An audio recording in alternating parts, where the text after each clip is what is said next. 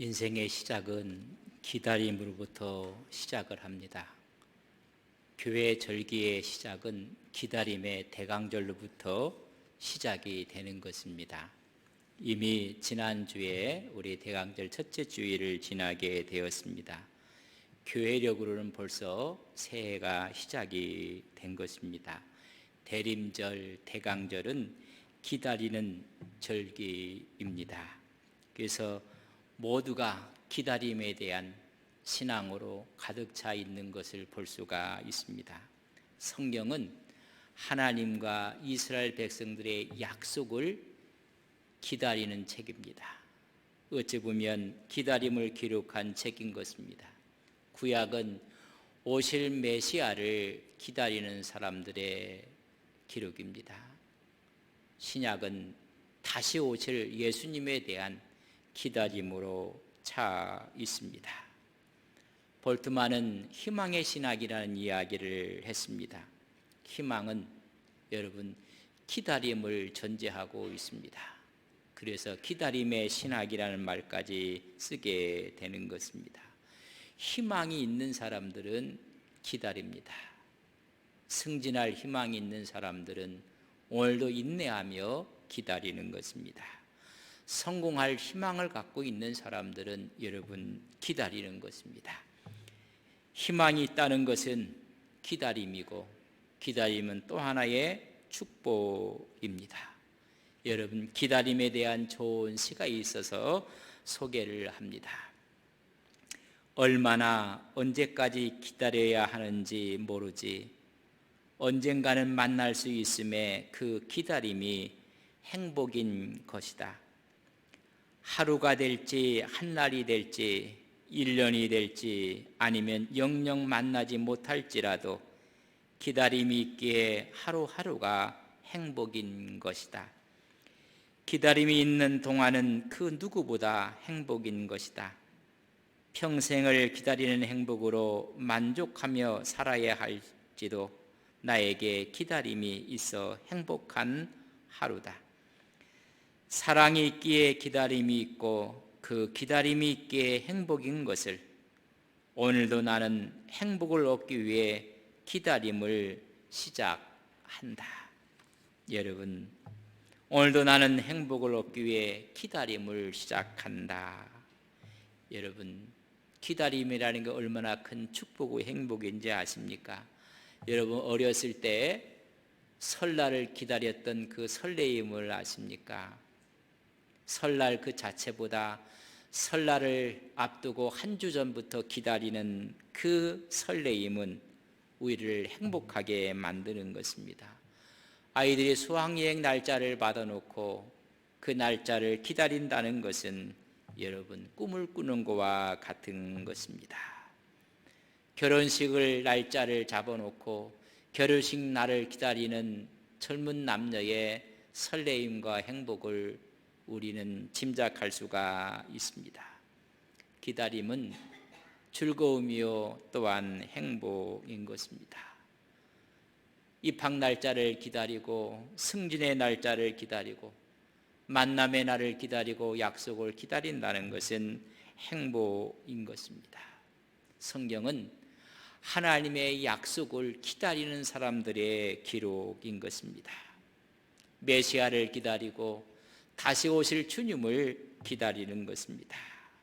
바로 기다림의 절기를 우리는 대림절이라고 합니다.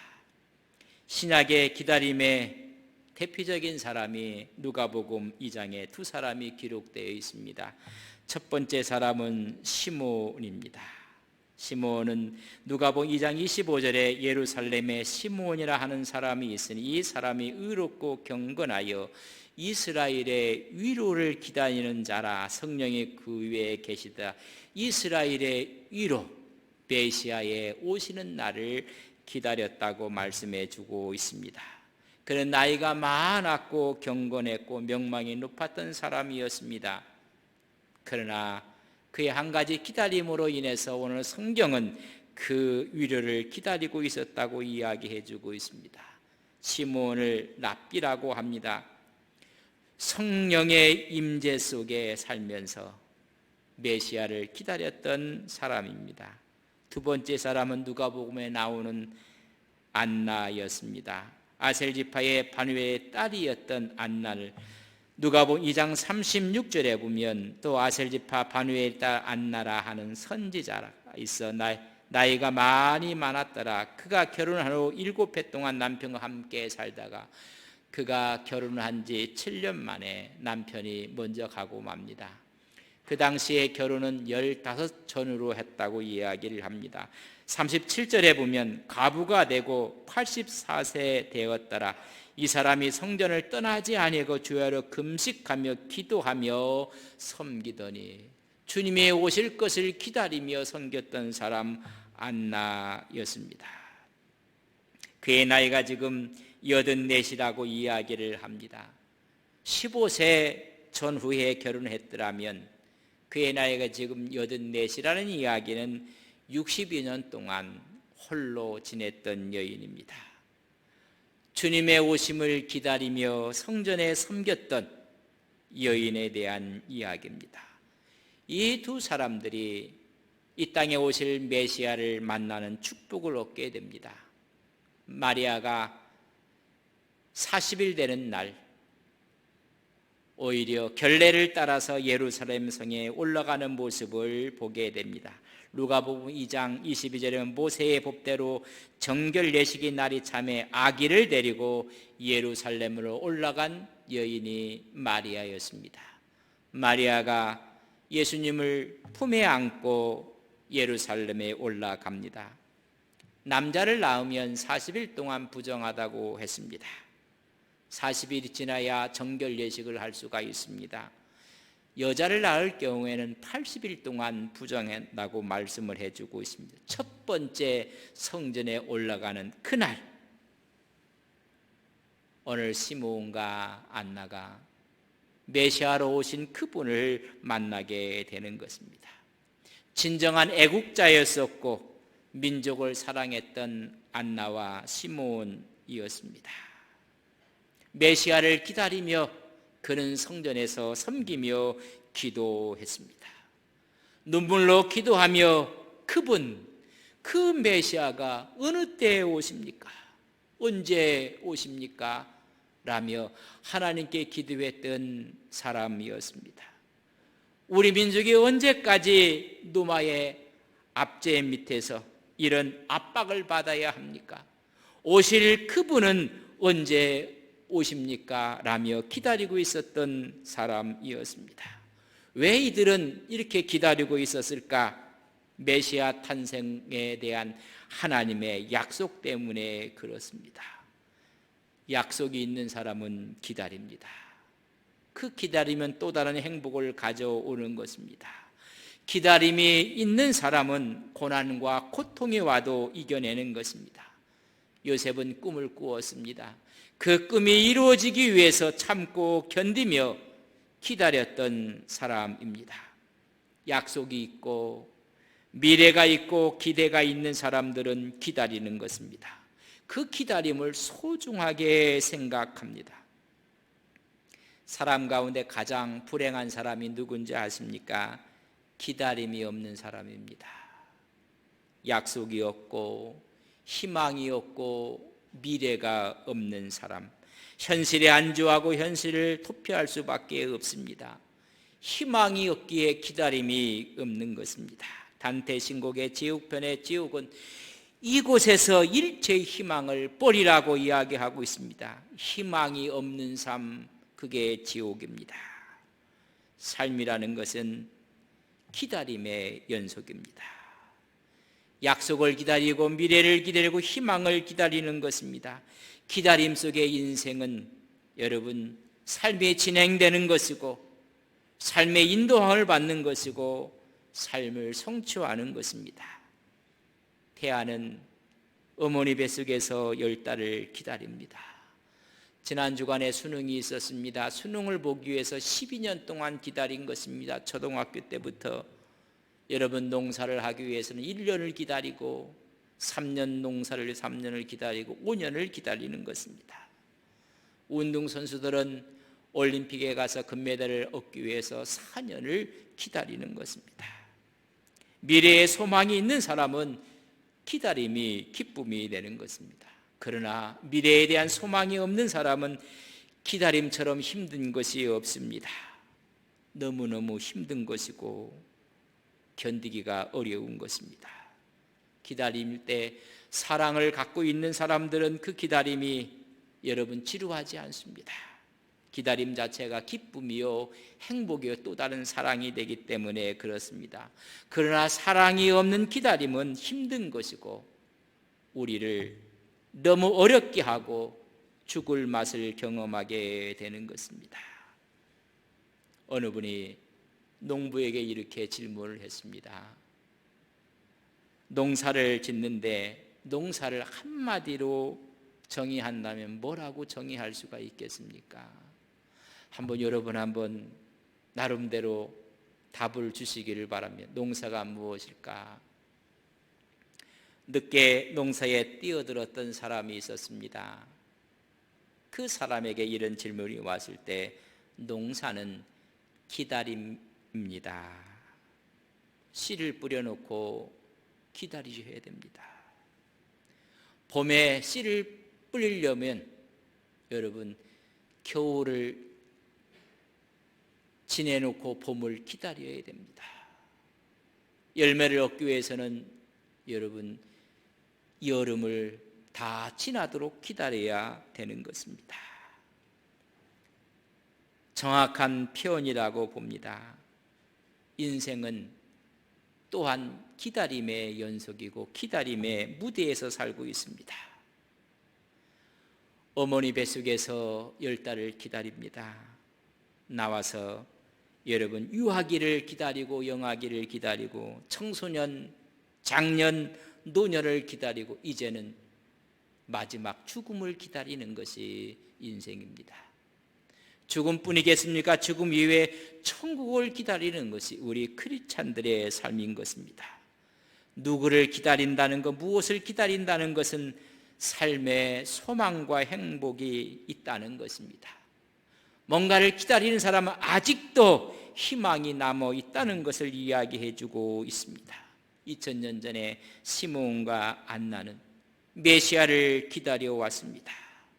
그때 주님을 만났습니다. 그때 그들은 이렇게 외칩니다. 누가복음 2장 30절에 보면 내 눈이 주의 구원을 보았사오니 구원의 감격을 경험하게 되는 것입니다. 예수님은 마리아 품에 안겨 있는 예수님을 보므로 이 땅에 오신 메시아를 직접 손으로 만지고 구원을 자기 것으로 소유하는 축복을 얻게 된 것입니다. 이제 우리는 주님의 오심을 기다려야 합니다. 초림은 마구간의 초라한 모습으로 구세주로 오셨지만은 이제 다시 오실 예수님은 심판주로 이 땅에 오실 것입니다. 우리는 그것을 기다려야 합니다. 많은 분들이 이야기를 합니다. 그 기다림이 너무너무 지루하고 아직 오지 않았기 때문에 오히려 기다림을 조롱하는 사람들이 있습니다. 주님의 오심을 기다리는 것을 우습게 생각합니다. 재림이 없다고 이야기를 합니다.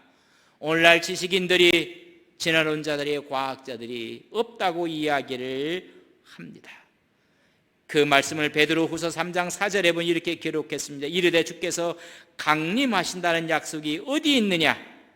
조상들이 잔 후로부터 만물이 처음 창조될 때와 같이 그냥 있다. 언제 오시냐고 오히려 조롱을 하고 있습니다. 강림한다는 약속이 언제 지켜지느냐? 노아는 홍수를 앞에 두고 방주를 짓습니다. 수많은 사람들이 언제 비가 올 것인가? 햇빛이 내려쬐고 있습니다. 그러나 노아의 홍수는 이루어지고 말았습니다. 메시아의 오심도 마찬가지였습니다. 이제 주님의 재림을 기다려야 하는 것입니다. 반드시 그분이 오실 것입니다. 그러나 많은 사람들이 언제 그 약속이 이루어질 것인가 지체되고 있다는 얘기를 하고 있습니다. 여러분, 지체되는 이유에 대해서 우리는 세 가지로 알아볼 수가 있습니다. 생각이 틀린 것이면 첫째는 시간 개념이 틀린 것입니다. 하나님의 시간 개념과 인간의 시간 개념이 다릅니다. 8절에 보면 사랑하는 자들아 주께서 하루가 1000년 같고 1000년이 하루 같다는 이 한 가지를 잊지 말라. 하나님의 시간과 인간의 시간은 다르다는 것입니다. 개념이 다릅니다. 그래서 재림이 지체된다고 이야기를 해주고 있습니다. 시인은 시편 90편 4절에 보면 주의 목전에 1000년이 지나간 어제 같으며 밤의 한 순간 같을 뿐이니이다. 1000년이 한순간인 것을 시인은 노래하고 있습니다. 시공간을 초월하시는 하나님의 영원하심을 인간들이 모르기 때문에 지체된다고 이야기를 하고 있습니다. 그러나 재림은 지체되는 것이 아니라 오고 있습니다. 우리는 기다려야 하는 것입니다. 두 번째는 왜 그럼 이 주님의 재림이 지체되는 이유가 무엇일까? 하나님의 뜻 때문에 그렇습니다. 하나님은 모든 사람이 다 회개하고 구원 얻는 것을 원하기 때문에 그렇습니다. 9절 말씀에 주의 약속은 어떤 이는 더디다고 생각하는 것까지 더딘 것이 아니라 오직 주께서는 너희를 대하여 오래 참으사 아무도 멸망하지 아니하고 다 회개하기에 이르기를 원하노라. 어느 누구도 멸망한 것을 원하지 않습니다. 그렇기 때문에 우리는 더디다고 생각하는 이유가 어디 있는지를 말씀해 주고 있습니다. 더딘 것이 아니라 하나님이 오래 참으심을 아무도 멸망하지 않고 회개에 이르도록 함이라고 했습니다. 또 다른 하나님의 사랑은 기다림입니다. 죄인을 향해 오랫동안 참으시고 기다리는 것입니다. 우리는 너무나 잘 알고 있는 탕자의 비유가 나옵니다. 여러분, 탕자가 아버지 집을 떠났습니다. 아버지는 그때부터 돌아오기를 기다립니다. 정신을 차리고 회개하고 돌아오기를 기다리시는 것입니다. 우리 하나님의 또 다른 것은 기다림이십니다. 왜냐하면 모두가 회개하고 멸망하지 않기 위해서 기다리는 시간인 것입니다. 그래서 세 번째는 주님은 도적같이 반드시 온다고 10절에 말씀해 주고 있습니다. 그러나 주의 날이 도둑같이 올 것이라고 말씀해 주고 있습니다. 예고 없이 갑자기 호련히 오실 것입니다. 이제 우리는 재림을 기다리는 것입니다. 그러나 조롱하는 사람들이 있습니다. 그 이유는 인간의 조급증 때문에 그렇습니다. 오늘 이 시대를 사는 현대인들이 가장 무서운 병이 뭔지 아십니까? 조급증인 것입니다. 빨리 조급증입니다. 마귀는 우리에게 조급증을 줍니다. 그러나 하나님은 천천히 가라고 합니다. 느긋하라고 이야기합니다. 리차드 포스터는 말하기를 조급함은 마귀적 것이 아니라 그 자체가 마귀라고 했습니다. 여러분, 어떤 중요한 결정을 내릴 때마다, 어떤 일을 할 때마다 마귀를 미치게 하는 방법이 있습니다. 여러분, 뭔지 아십니까? 분명히 지금 이 시간 중요한 결정을 해야 되는 그 시간에 마귀를 미치게 하는 방법은 우리 하루 더 기도해보고 그러고 결정합시다. 그러면 마귀는 미치는 겁니다. 최선의 결정을 위해서는 좀 미루셔야 됩니다. 기다려야 됩니다. 중요한 것일수록 숙성시키며 기다려야 됩니다. 집에서 먹는 빵도 여러분 부풀기를 기다려야 됩니다. 감자를 바로 캐서 바로 먹을 수가 없습니다. 알입니다. 기다려야 됩니다. 하나님이 쓰시는 사람일수록 하나님은 준비하시고 기다리셨습니다. 시간이 걸린 것입니다. 요셉을 쓰기 위해서 13년 동안 기다린 것입니다. 모세를 사용하기 위해서는 40년 기다렸습니다. 여호수아가 모세의 뒤를 위해서 지도자로서 모세의 시종으로 40년 동안 기다려야 했습니다. 거룩한 영성은 하루아침에 이루어지는 것이 아닙니다. 대기만성이라는 말도 있습니다. 기다려야 됩니다. 신앙생활은 속도 전쟁이 아닙니다. 교회가 몇 명 돌파, 무슨 속도전을 하는 거 여러분 잘못된 것입니다. 신앙은 기다림입니다. 우리의 삶은 기다림 속에 이루어지는 것입니다. 영적인 기다림이 필요한 것입니다. 주님의 재림을 바라보면서 성경을 우리에게 어떻게 기다려야 될 것을 말씀해 주고 있습니다. 첫째는 주의 재림을 사모하는 마음으로 기다려야 됩니다. 조롱하는 사람이 있어도 우리는 사모하는 마음으로 갖고 그날이 다가옴을 간절히 기다리는 것입니다. 사모하며 기다린다는 뜻은 마음을 두고 애틋하게 생각하며 그리워하며 기다리라는 것입니다. 우러러 받들며 마음속 깊이 따르는 마음으로 기다리라고 말씀해 주고 있습니다. 두 번째는 점도 없이 흠도 없이 기다려야 합니다. 경건한 신앙생활을 통해서 그날을 기다리는 것입니다.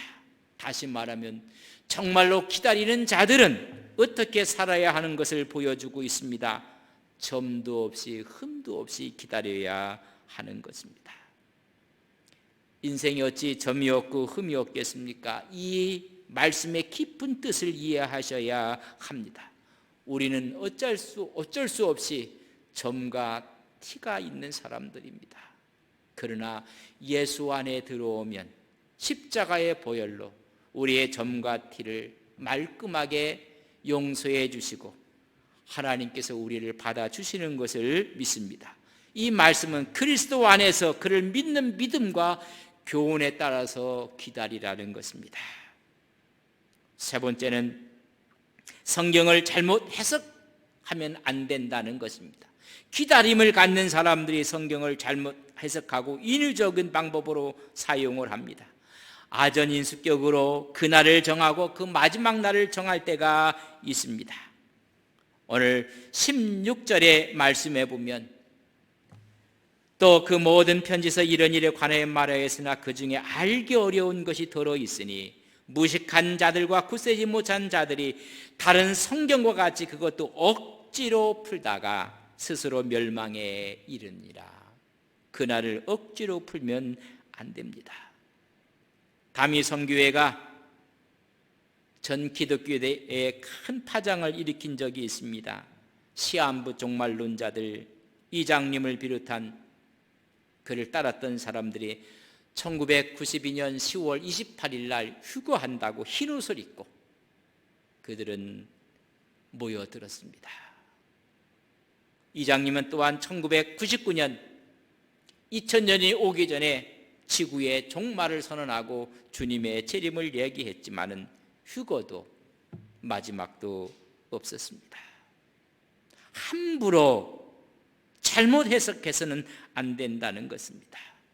우리는 정말 사모하는 마음으로 기다리고 점도 없이 흠도 없이 주 안에서 기다리며 사설이 성경을 풀지 말아야 될 때 오늘 13절은 이렇게 기록하고 있습니다. 우리는 그의 약속대로 의가 있는 곳인 새하늘과 새 땅을 바라보리도다.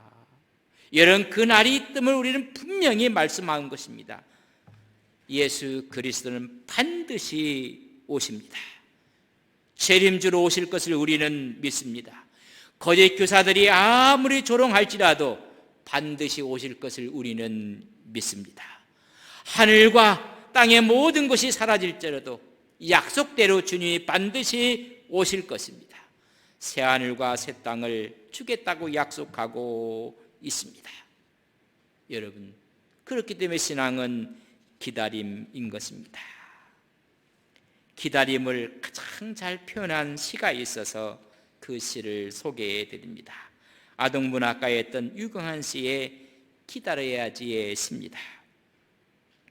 꽃이 안에 궁금해 쪼개 보기엔 너무 작고 딱딱해. 꽃이 아니 궁금해 귀를 대고 들어보지만 숨소리도 없어. 꽃이 아니 궁금해 코에 대고 맡아보지만 냄새도 없어. 궁금해도 기다려야지. 꽃이만 아니야. 기다려야 할 건 참고 기다려야지. 우리에게 기다릴 것이 너무나 많이 있습니다. 이 기다림을 아는 시므온과 안나가 메시아로 오신 예수님을 만납니다. 환경 때문에 낙심하지 아니했습니다. 하나님의 때가 돼서 기다림은 성취되는 것입니다. 대강절은 신학적으로 두 가지의 의미가 있습니다. 첫째는 주님의 성탄을 기점으로 해서 마음을 다해서 정결한 마음으로 준비하며 기다리는 것입니다. 두 번째는 더 중요한 의미가 있습니다. 영광 가운데 다시 오실 주님을 기쁨으로 기다리는 것입니다. 기다림의 절기를 우리는 갖고 있습니다. 시므온과 안나가 초림을 기다렸듯이 우리는 주님을 재림을 기다리시는 믿음의 종들이 되시기를 바랍니다. 여러분, 기다림이 없는 사람의 삶은 어떤지 아십니까? 기다림이 없이 나이가 들고 기다림이 없이 늙어가는 사람들, 희망과 기대와 앞으로에 될 천국을 소망하지 않고 기다리는 사람들은 염려와 근심이 늘어갑니다. 꿈이 없고 기대가 없고 열정이 없기 때문에 늘어가는 것은 염려와 근심입니다. 두 번째, 기다림이 없는, 무슨 나이가 들게 되면 늘어나는 것은 고집만 늘어납니다. 기다림의 대상이 없기에 자기 자신이 전부인 양 자기를 주장해서 지기를 싫어하고 고집만 부리는 것입니다. 기다림이 없는 사람의 특징입니다. 기다림이 없는 사람의 세 번째 특징은 나이가 들면 들수록 욕심만 늘어가게 되는 것입니다. 천국이 없으니 세상 것만 집착하여 욕심만 늘어가고 있을 뿐인 것입니다. 기다림이 있는 사람은 염려와 근심이 아니라 감사함으로 기다립니다. 진정한 기다림이 있는 사람은 오늘이 전부가 아니기 때문에 자기를 고집하지 않습니다. 기다림이 있는 사람은 여기가 전부가 아니기 때문에 갖고 있는 욕심도 놓을 수가 있습니다. 우리의 신앙은 기다림입니다. 다시 오실 주님을 기다리는 것입니다. 새하늘과 새 땅을 기다리는 것입니다. 이런 기다림을 가장 마음속 깊이 표현한 것이 시인의 표현이 있습니다. 시편 130편 6절에 있는 말씀입니다. 파수꾼이 아침을 기다림보다 내 영혼이 주를 더 기다리나니 참으로 파수꾼이 아침을 기다림보다 더하도다. 여러분, 포초가 밤을 새워가면서 적군이 오나 오지 않나를 여러분 보고 있었습니다.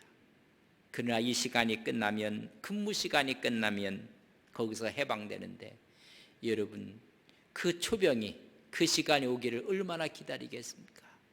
그것보다 더한 것이라고 오늘 말씀해 주고 있습니다. 내 영혼이 주의 재림을 기다리는 것이 파수꾼이 아침을 기다림보다 더하더라고 이야기를 해주고 있습니다. 재림을 기다리는 신앙이 오늘 여러분의 신앙이 돼서 오히려 하나님의 영광 가운데 살아가는 믿음의 종들이 되시기를 주의 이름으로 간절히 바랍니다. 신앙은 기다림입니다. 함께 일어서시겠습니다.